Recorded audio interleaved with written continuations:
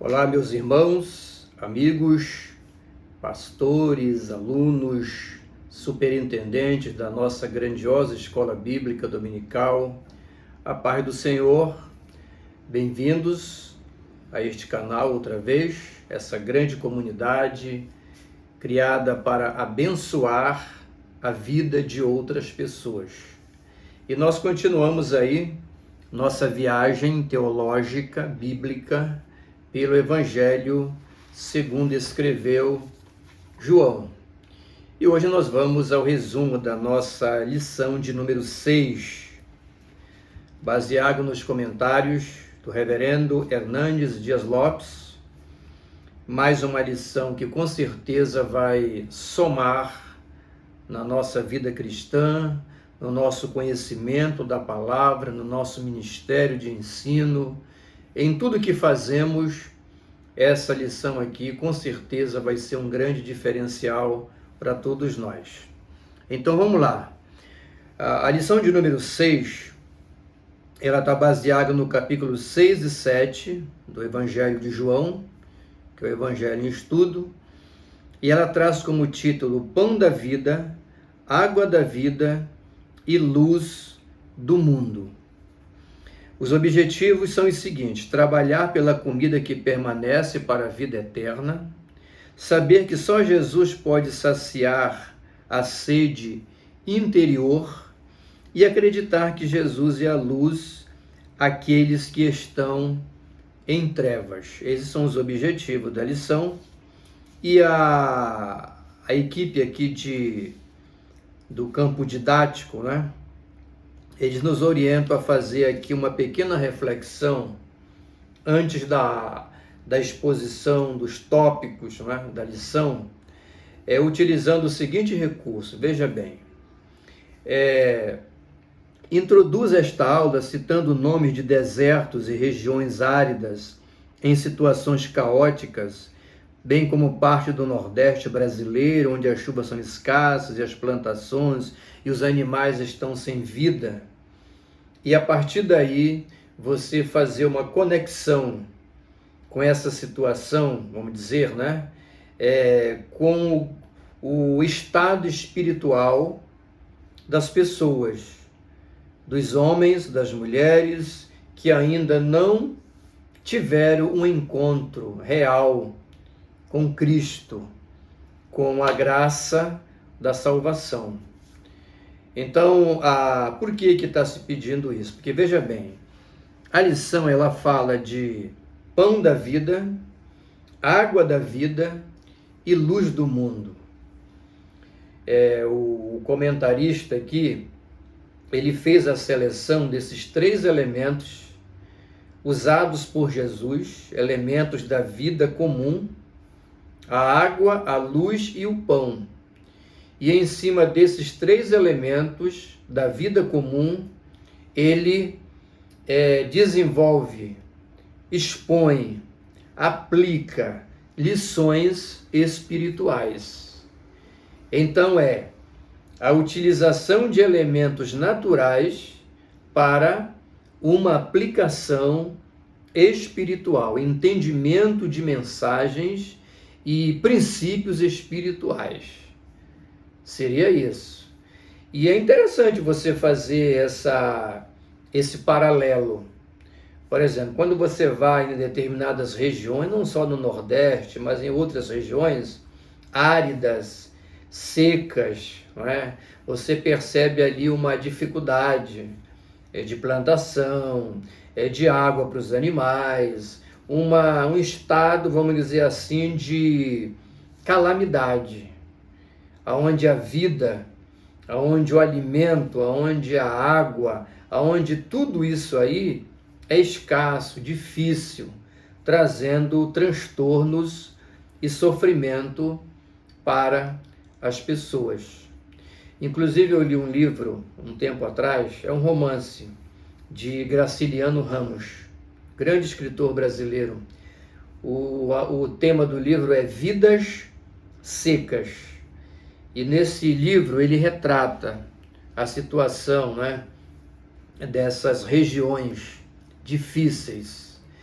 E o paralelo que você pode fazer é comparando essas regiões áridas, difíceis, complexas, sedentas, famintas e necessitadas de muitas coisas, com a condição espiritual do homem.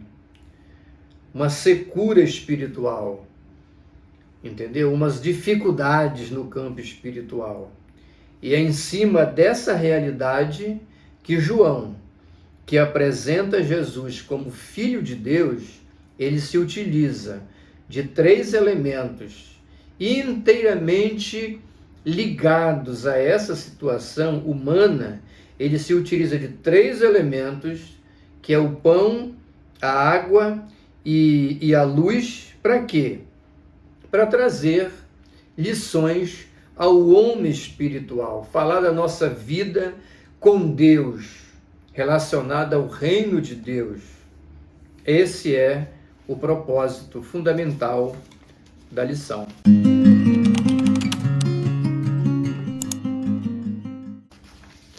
Então vamos lá.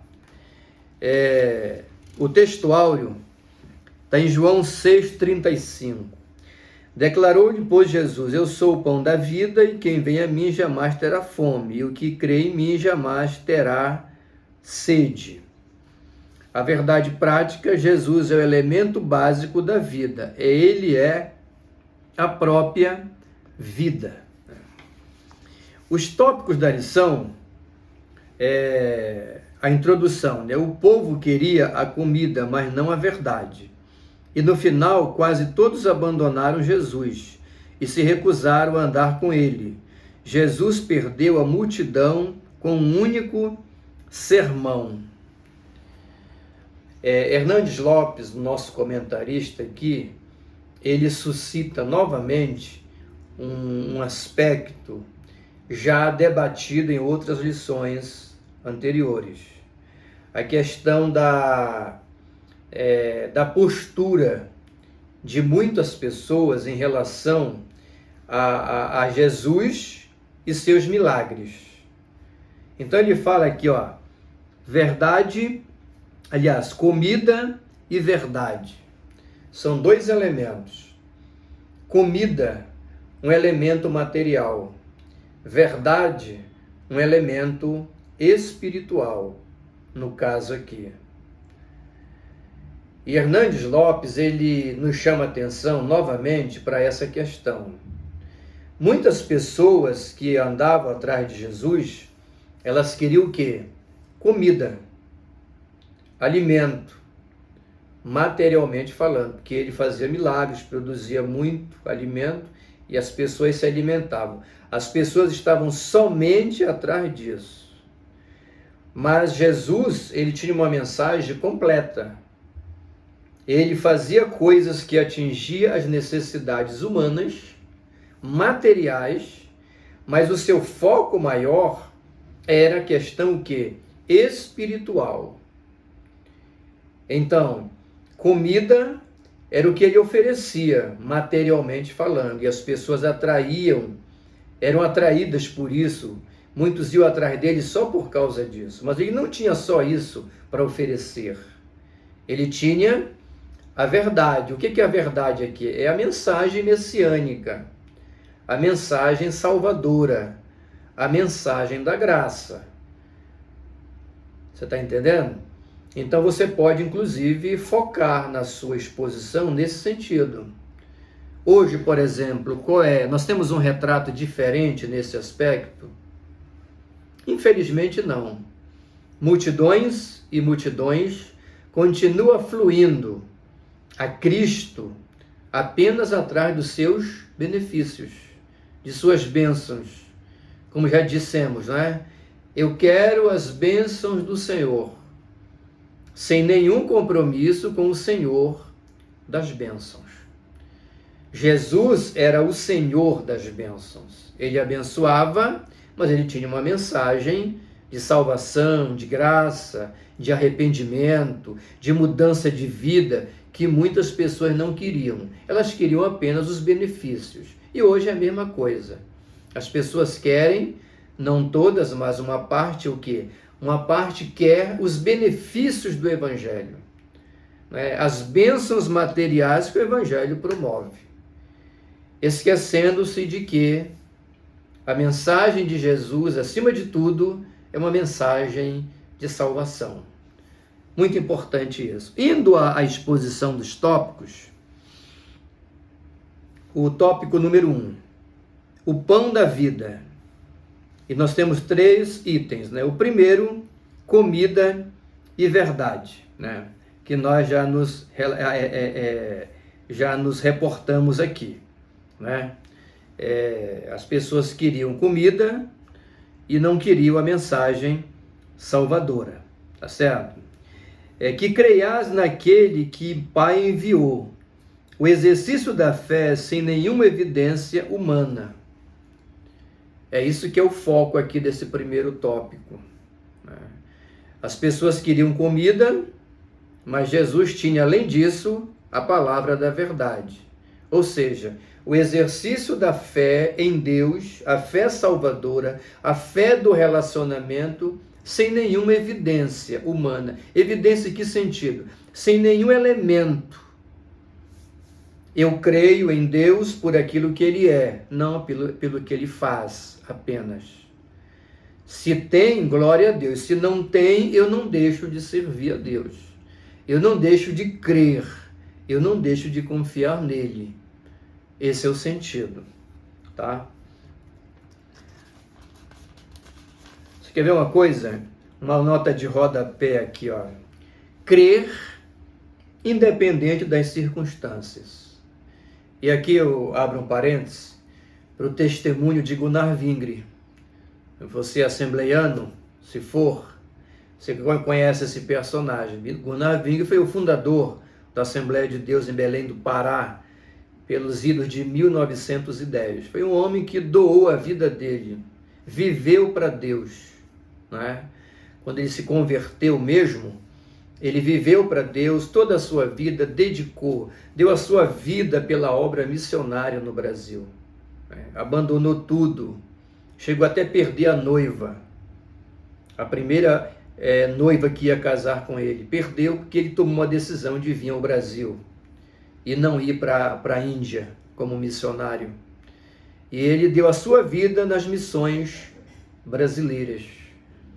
Além de Belém do Pará, Rio de Janeiro, inúmeras cidades Brasil afora, ele se doou na obra missionária. Seguiu os passos de Jesus e fez a obra de Deus. Mas todos nós sabemos que ele morreu, muito jovem ainda, né? Gunnar Wingre morreu com 54 anos. Na Suécia. Ele morreu com um câncer no estômago. E alguém pode perguntar, poxa, mas Deus não foi... Deus poderia ter sido melhor como missionário que doou a sua vida, que viveu a sua vida para Deus todo o tempo. É exatamente isso, não é? O sofrimento humano, as dores, as doenças são inerentes a todos nós, mas Gunnar Wingre viveu até o final da vida e nas suas últimas palavras foi dando glória a Deus e agradecendo pela vida que ele teve. Ele não perdeu a fé, como Jó não perdeu. A mulher de Jó perdeu. Perdeu porque as evidências eram muito fortes para ela de que não valia a pena. E apesar das circunstâncias, Jó disse, Deus deu, Deus tirou, louvado seja o nome do Senhor. É isso que é uma fé sem evidências. Você crê, você acredita, você segue, você serve ao Senhor, não interessado naquilo que Ele materialmente pode te proporcionar. Saúde, bens, prosperidade em todos os aspectos. Ele pode te dar isso? Pode e tem abençoado muita gente, mas esse não é o seu foco principal, seria isso. Então nós vamos aqui caminhando, segundo item, né? Segundo item, o discurso do pão.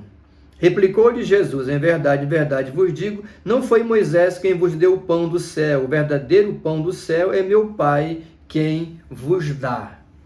tá certo?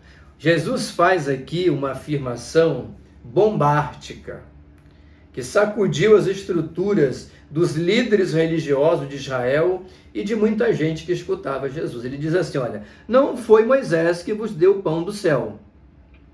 Entendeu? Não foi Moisés. Porque eles invocavam, né, essa condição, né, da liderança de Moisés, a condição de filhos de Abraão. É muito recorrente isso nos evangelhos. Os judeus, muitos deles, invocando essas condições e esses fatos para se auto-justificar de alguma coisa.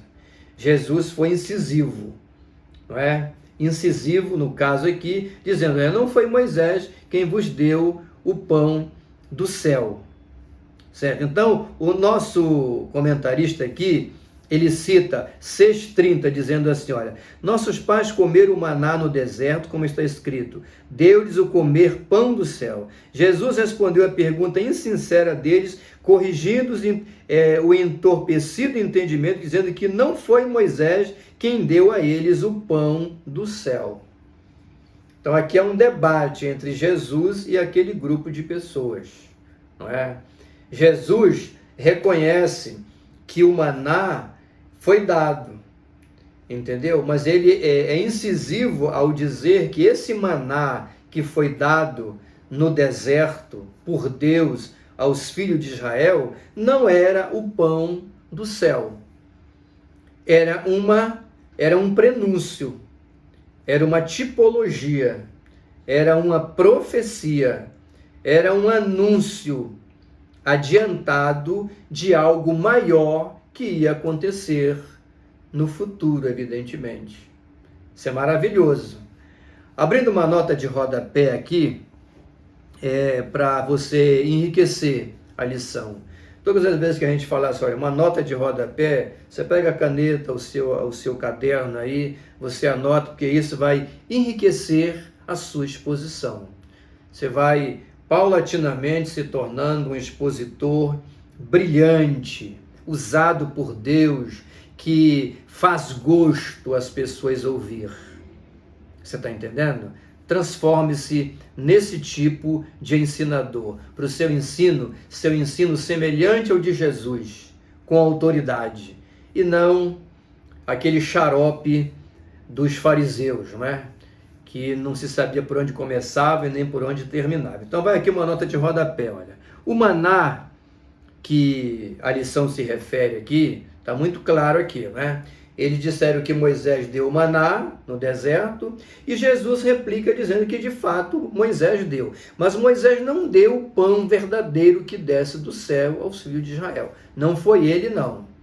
Por que Jesus está dizendo isso? Porque ele quer passar para as pessoas que o pão verdadeiro é quem estava ali diante deles.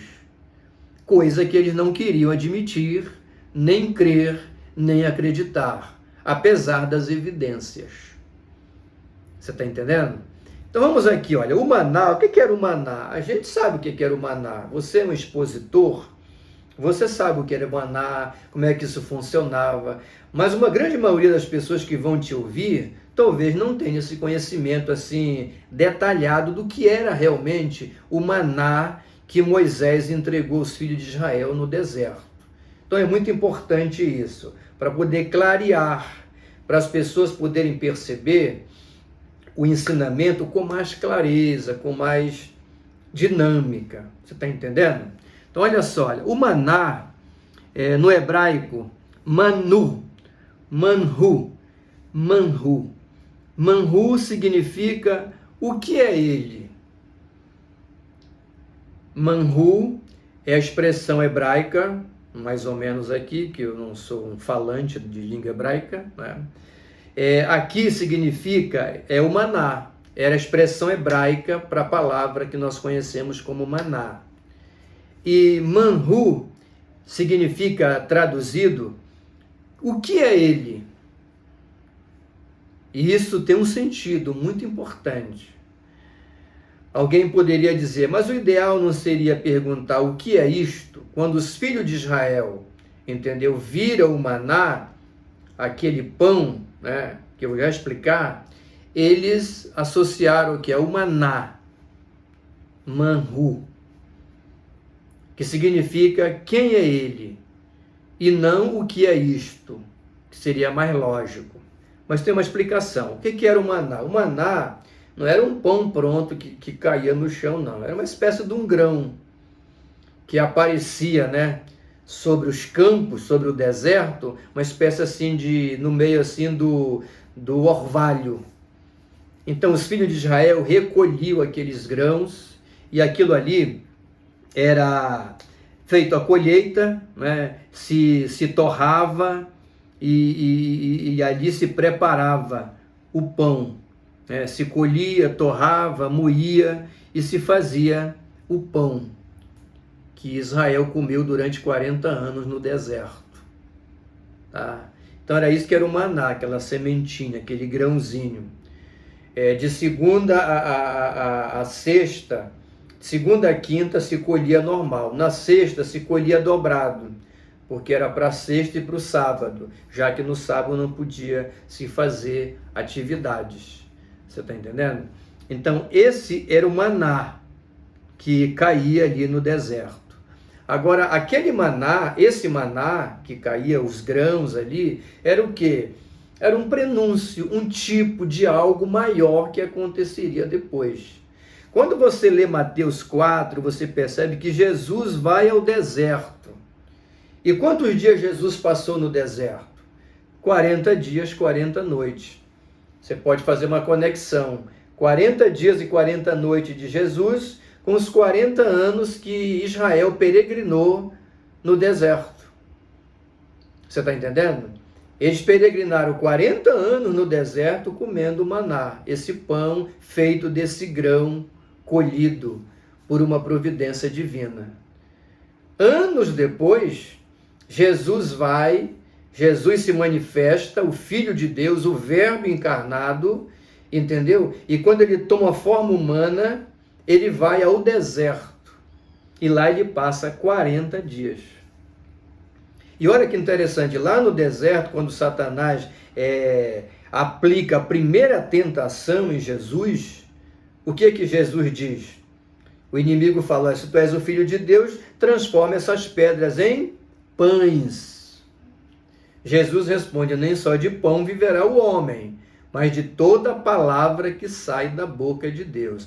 Essa palavra aqui, esse alimento espiritual que Jesus se refere aqui, era ele próprio.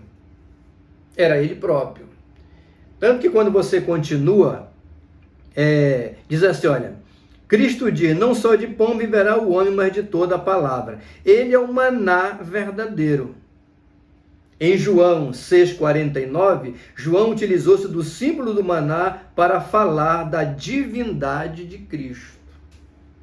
Você está entendendo? Então aqui ele diz assim, olha, nossos pais comeram o maná no deserto, como está escrito, deu-lhes o comer pão do céu. Jesus responde a pergunta, corrigindo o entendimento e dizendo que não foi Moisés quem deu a eles o pão do céu, pois o verdadeiro pão do céu só lhe é concedido pelo Pai. O pão que Moisés deu era apenas um símbolo do pão verdadeiro. O maná do deserto era uma alusão à pessoa do próprio Cristo que viria depois e que alimentaria plenamente o mundo. É por isso que ele diz, eu sou o pão que desceu do céu. O maná era apenas um prenúncio, era uma sombra, era um tipo, era um exemplo, era uma profecia daquilo que viria depois. Grandiosa essa lição. Vamos em frente para o item de número 3. Reações ao discurso de Jesus. Murmuravam, pois, dele os judeus, porque disseram, eu sou o pão que desceu do céu. Quando Jesus falou, eu sou o pão, eles ficaram escandalizados. Tinha um entendimento muito restrito.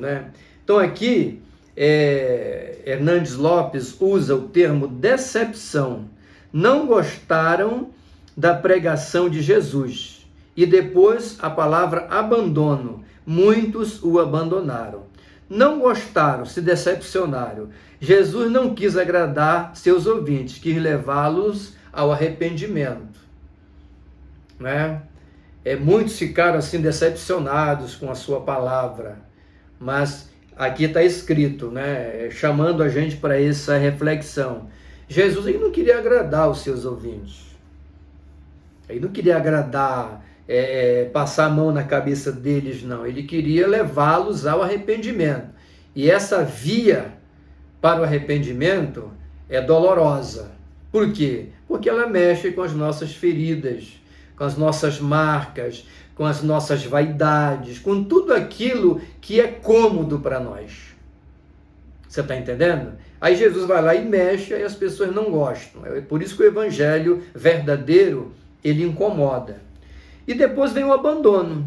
Muitos, por causa disso, debandaram. O propósito de Jesus era ser fiel. Fiel à sua missão. Não a ser uma pessoa popular. E nós que pregamos o evangelho, nós que exercemos pastorado, nós vivemos essa situação, essa realidade. Porque a gente tem aquela tendência de querer agradar as pessoas. Sempre agradar. Evitar contrariá-las, causar revolta nelas, decepção. E isso é um sentimento bom. Esses cuidados precisam ser tomados. Mas existe uma linha divisória aí. Existe aquele momento, aquela necessidade de você adentrar em áreas mais a fundo. E o evangelho ele é completo. Ele tem a palavra de consolo, ele tem a palavra de exortação. Ele tem a palavra que encoraja e ajuda a enxugar as lágrimas, mas ela tem a palavra que exorta para uma mudança de vida. Arrependimento, confissão de pecado e por aí vai. E é essa parte que as pessoas não gostam. Elas querem só... não sei se você já comeu melancia. Melancia é uma fruta que ela tem aquela parte vermelha, né? É doce, aquilo ali gostoso. Eu particularmente gosto muito de melancia. Muito gostoso aquilo ali. Mas a proporção que você vai consumindo aquela massa da melancia, vai aparecendo o quê? Aquela parte branca, que já não é tão saborosa quanto a primeira. Mas faz parte da melancia, eu como aquilo tudinho.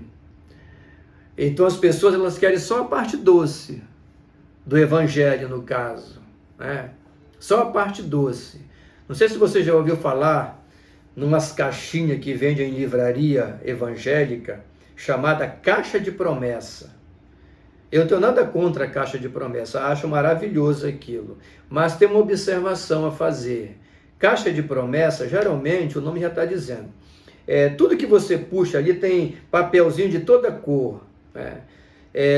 Verde, amarelo, azul, branco, vermelho, qualquer cor que você puxa, são palavras maravilhosas, de bênção, de promessa. Eis que eu estou contigo, não te deixarei, nem te desampararei.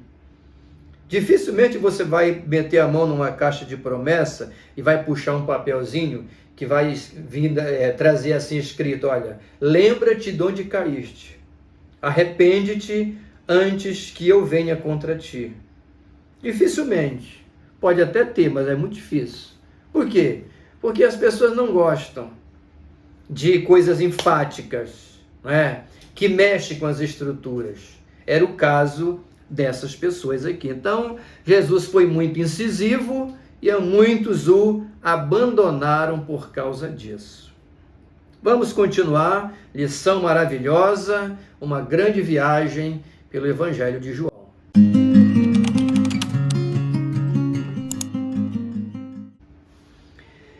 O tópico de número 2, a água da vida. Nós saímos do pão e vamos adentrar agora na água da vida. E aqui o comentarista traz em 3 itens, né? Antes da festa, também durante a festa e o último dia da festa. Antes da festa. E que festa é essa aqui? É importante relatar que a festa que o texto está dizendo aqui é a festa dos tabernáculos, também conhecida como festa de Sucote, ou das cabanas, ou das colheitas. A festa de tabernáculo era uma festa que acontecia no 7º mês do calendário judeu, entendeu? E ela durava 7 dias. E era uma alusão ao tempo que o pessoal passou no deserto, né? É uma festa comemorativa da colheita. E também eles construíam cabanas, né? Uma espécie de tendas. Até hoje em Israel se faz isso. Aquelas tendas para lembrar o tempo que eles passaram, né? Nas tendas do deserto, naquela luta, naquela peregrinação dolorosa, entendeu? E agora eles estão abençoados. Até hoje se comemora a festa dos tabernáculos, né? Comemoração da colheita dos grãos. E era exatamente essa festa que o texto se refere, entendeu? Logo antes da festa, a exatidão da agenda de Jesus. As pessoas queriam que ele fosse para lá, para Jerusalém, e se apresentasse lá, mas ele sabia que ainda não era a sua hora. Jesus sabia a hora da plenitude de sua missão, né? A procura de Jesus é notória. Jesus dividia as opiniões. Ele vai com os discípulos, né? Ele não se apresenta logo, mas depois ele aceita ir ao templo e começar a fazer pregações públicas. E as pregações públicas de Jesus, elas dividiam as pessoas, como tudo hoje, né? Uns viam Jesus como um Messias, como um profeta, como um filho de Deus, alguém realmente que tinha uma mensagem de salvação. Outros achavam que ele era um enganador, principalmente os líderes religiosos que tinham ciúme de Jesus, porque o seu ensinamento, a sua forma de pregar e de falar sobre as coisas do reino de Deus eram muito mais interessantes do que aquilo que os fariseus e saduceus costumavam fazer. Item 2, durante a festa, né? Corria já em meio à festa e Jesus subiu ao templo e ensinava, né? Aqui está, né? Durante a festa, Jesus passou a ensinar pontos importantes sobre o ensino de Jesus. O nosso comentarista aqui, ele traz, está na lição, né? Os pontos importantes dos ensinamentos de Jesus. Aí você pode notar que eles eram realmente diferentes daquilo que os fariseus faziam. Olha só, em primeiro lugar, produz admiração. Os ensinos de Jesus produziu admiração. Era um ensino assim com autoridade, que mexia com as pessoas, que tocava no íntimo das pessoas. Não aquela coisa seca, saída da boca de fariseu. 2, o ensino procede de Deus. O ensino de Jesus tinha como fonte o próprio Pai. Número 3, o ensino de Jesus acusa os judeus de não adorarem a Deus. Por isso ele era incômodo, porque Jesus ensinava que os judeus não conheciam de fato a adoração verdadeira a Deus. Às vezes nós achamos que já conhecemos tudo e não precisamos de mais nada. Olha, você é um professor de escola dominical, um expositor. O fato de você estar assistindo este vídeo aqui significa que você é alguém que tem mais sede, mais fome por coisas novas, bem mais profundas, para somar aquilo que você já tem. Isso é maravilhoso. Você está dando prova de que você é a pessoa certa que Deus chamou para esse ministério de ensino. Não desista, não desanime. O Ministério do Ensino ele é muito exigente, mas ele é maravilhoso, porque você se torna um mestre na palavra para alimentar a vida de outras pessoas, né? E para alimentar você tem que ter uma panela com comida. Quem não recebe não pode dar. E todos nós estamos aqui recebendo. Eu recebo, você recebe, e nós vamos aprendendo conjuntamente para quê? Para servir melhor a causa do Senhor. Indo à frente, olha, o ensino de Jesus desperta a fúria dos judeus quase ninguém gosta de ser confrontado. Isso se repete ainda hoje, não é? Quando dizem que antigamente, quando o pastor pregava contra o pecado, as pessoas mudavam de vida, se arrependiam e se convertiam. Hoje, quando se prega contra o erro, contra o pecado, as pessoas mudam de igreja. Acontece muito isso por aí. Por quê? Porque os ensinos de Jesus, eles são incisivos. E por último, mostra que a oportunidade de recebê-lo pode ser perdida. A salvação também tem tempo oportuno. Jesus alertou: vocês não querem, eu estou pregando para vocês não querem receber, vocês vão perder essa oportunidade. Então é possível que alguém ouça a mensagem de Deus, seja esclarecido sobre a graça de Deus, o Espírito Santo mostre que ali está a verdade de Deus, mas mesmo assim a pessoa rejeita a graça, rejeita a oferta da salvação. Jesus falou claramente sobre isso. O item de número 3, o último dia da festa, né? No último dia, o dia da grande festa, levantou-se Jesus e exclamou: se alguém tem sede, venha a mim e beba. Foi esse momento aqui também que causou, né, muita revolta e muita inquietação nas pessoas. Nós estamos falando aqui da água, né? Jesus falou, primeiro falamos de pão, agora nós estamos falando da sede, da água, né? Então aqui tem uma coisa interessante, né? A revista traz isso aqui, olha. Durante os 7 dias da festa dos tabernáculos, entendeu? Primeiro até o 6º dia, 6 dias, o sacerdote enchia uma jarra de água do tanque de Siloé e ia ao templo e derramava sobre o altar. Você está entendendo? Era um ritual. Do primeiro até o 6º dia da festa dos tabernáculos, ele fazia isso. Ele ia lá no tanque de Siloé, pegava uma jarra de água, um jarro grande, né? E caminhava, e muitas pessoas o acompanhavam, uma espécie de procissão, e eles iam ao templo e lá ele derramava sobre o altar. Ele fazia isso todos os dias, do primeiro até o 6º dia. No 7º dia, que era o último dia da festa, esse trajeto com a água do Siloé para o templo era feito 7 vezes.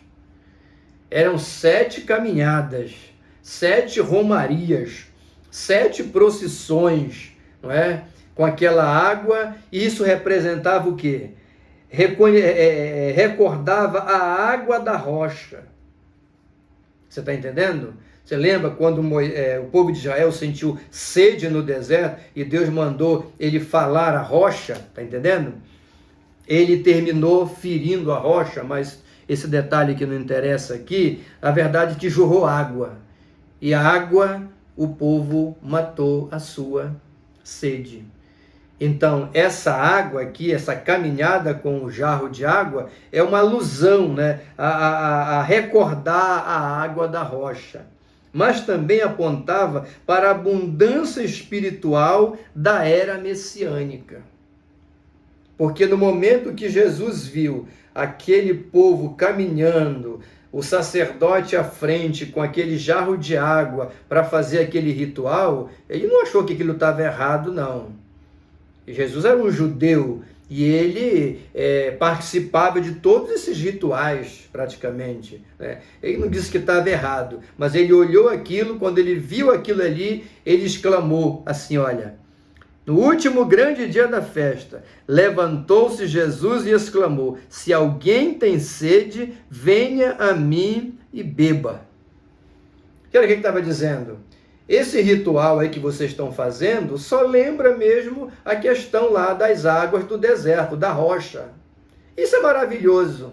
Mas essa água, como aquela do deserto, é consumida e só mata a sede uma vez. Volta a ter sede. Mas eu sou a água da vida. Quem tem sede, venha a mim e beba. Ou seja, a verdadeira água sou eu. Era isso que ele estava dizendo. Essa aí, Aquela do deserto, a exemplo do maná, era apenas um símbolo, um prenúncio, uma sombra da água da vida que viria matar a sede de milhões. Que coisa maravilhosa essa lição. Agora, vamos aqui para o terceiro e último tópico da lição. Deus abençoe você. Vamos em frente. A luz do mundo é o terceiro tópico. Olha só, falamos sobre o pão, maná. Falamos sobre a água, rocha. Todo esse ritual aí, não é? Agora nós vamos para a luz do mundo.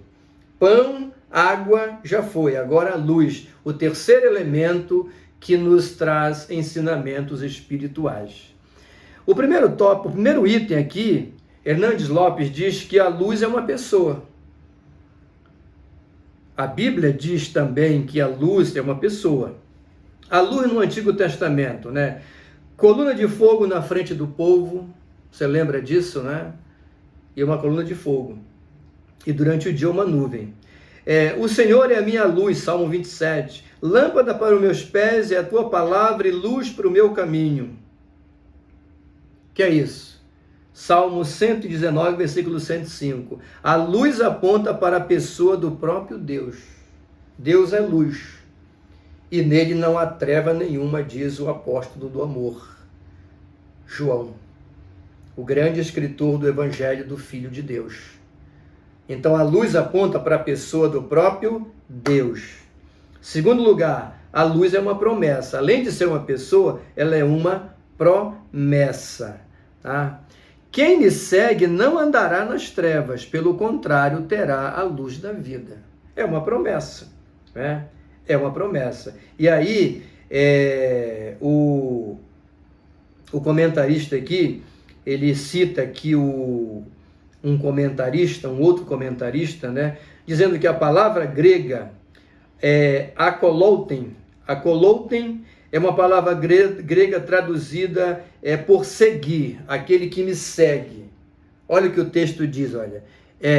Quem me segue não andará em trevas. Seguir aqui é o termo grego usado para seguir, akolouten. E significava 5 coisas, segundo este comentarista aqui, olha. Número 1, um soldado que segue um capitão. 2, um escravo que acompanha o seu senhor. 3, aceitação de uma opinião, veredito ou juízo de um conselheiro sábio. 4, obediência às leis de uma cidade ou estado. E número 5, alguém que segue a linha de argumentação de um mestre. Estes 5 aqui se encaixa perfeitamente no exercício da nossa fé. Olha o que Jesus disse, olha, repetindo. Quem me segue não andará em trevas. Por que nós somos seguidores de Jesus? Porque nós nos alinhamos à sua argumentação. Ele nos trouxe a palavra de vida eterna. Seu evangelho é o suficiente. Sua pregação é o suficiente para nos esclarecer o quanto pecadores somos e o quanto necessitamos da graça desse Deus, da graça salvadora. Isso é simplesmente maravilhoso. E encerrando a lição, o item número 3, a importância de Jesus. Sem ele não há vida eterna. De outra feita, lhes falou dizendo, vou retirar-me, vós me procurareis, mas perecereis no vosso pecado. Olha só, para onde eu vou, não podeis ir.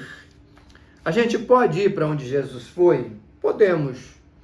Ele disse para aqueles que eles não podiam, porque eles decidiram continuar na vida pecaminosa que eles viviam, sem reconhecer a mensagem salvadora da graça divina transmitida através de Jesus. Mas se você e eu abraçamos a fé em Cristo e o seguimos, em toda a expressão da palavra, somos fiéis a Ele, nós iremos exatamente para onde ele foi, porque ele disse, olha, eu vou preparar um lugar para vocês e eu voltarei e vos levarei para mim mesmo, para que aonde eu estou, estejais vós também.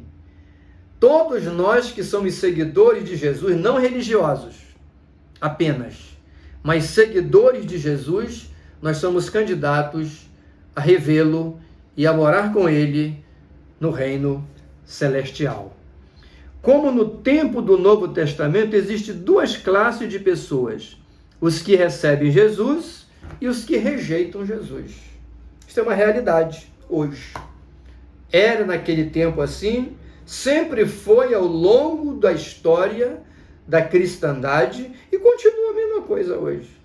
Você prega a palavra e tem uma parte que acredita em Jesus, que segue a Jesus, recebe a Jesus, aceita Jesus, serve a Jesus, e outros que simplesmente rejeitam. Mesmo sendo religiosos, continuam rejeitando Jesus. Não é? Que Deus te abençoe, e a mim também, e que nós possamos, nesse próximo domingo, celebração, ministração na casa do Senhor, e você vai transmitir essa palavra, não é? A palavra do pão, da água e da luz, esses elementos que, visto no campo espiritual, são exemplos das obras maravilhosas que Jesus de Nazaré, o Filho de Deus, apresentado por João, proporciona na nossa vida. Se essa mensagem foi interessante para você, faça uma gentileza. Inscreva-se no canal, se ainda não é inscrito, e quando você se inscrever, clique aí no sininho para que você receba os próximos vídeos que serão postados aí.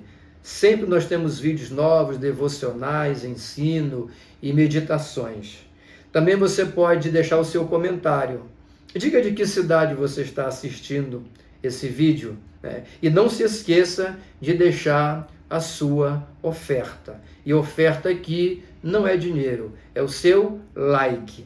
Deixa aquele like abençoador, porque o like é importante, amado, porque quanto mais like tiver, aí o YouTube, a plataforma, ela vai entender que esse conteúdo é importante e vai recomendá-lo para outras pessoas. Que Deus te abençoe aonde você estiver. Querido Deus, em nome do Senhor Jesus, obrigado por esse instante de explanação da Tua palavra, de compartilhar daquilo que o Senhor tem reservado para todos nós. Que cada irmão, cada ministrante, cada professor, cada pastor, cada superintendente, neste domingo que se aproxima, seja um instrumento nas Tuas mãos para trazer vida a outras pessoas. Que a Tua bênção nos seja garantida e a Tua companhia não nos seja negada. Em nome de Jesus, de Nazaré, o pão que desceu do céu, a luz que ilumina o nosso caminho e a água que mata a nossa sede. Deus te abençoe, meu irmão. Receba um carinhoso abraço do reverendo Ed S., da Assembleia de Deus, da Estrada Nova, em Belém do Pará.